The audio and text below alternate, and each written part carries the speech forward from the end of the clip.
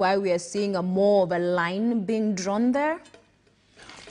First, I must say that the statements made against Honorable Raila are the least extremely dishonest. The reason is as follows, that those in government and those who understand the Constitution would bear me witness that the cabinet, where the Deputy President sits as the Deputy of the President, enjoys what we call collective responsibility, both for the success and for the failures. I'm not aware of any day when Raila Amolo Odinga sat in the cabinet to pass any cabinet paper or any program of Jubilee. And therefore, to actually blame him for derailing the programs of Jubilee government, in my view, is extremely dishonest. It's political and must be treated with contempt. The reason is that the bulk of the programs that Jubilee was supposed to carry out from 2013 up to 2019, when Mheshimiwa Raila Odinga and Uhuru Kenyatta signed had a handshake outside Harambee House, not in the office.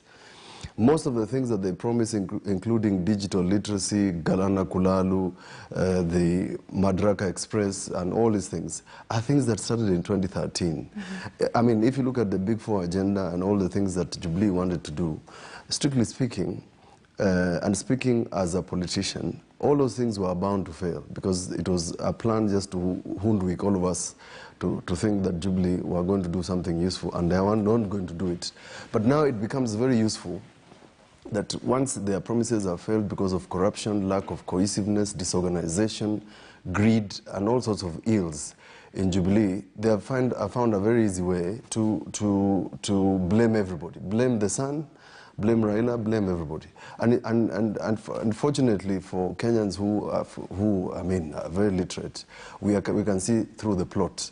You cannot sanitize the failures of Jubilee by pointing fingers at anybody.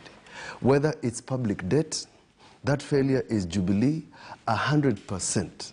And they will take responsibility, whether now or in future. Fortunately, the Constitution is very clear, and I want to remind members of the Jubilee government who took oath. And there's two people who took oath for President and Vice and Deputy President are only two, and they will remain two. Okay. The Constitution is clear about responsibility, whether in and out of office. And under the provisions of the current Constitution, you will not find fault in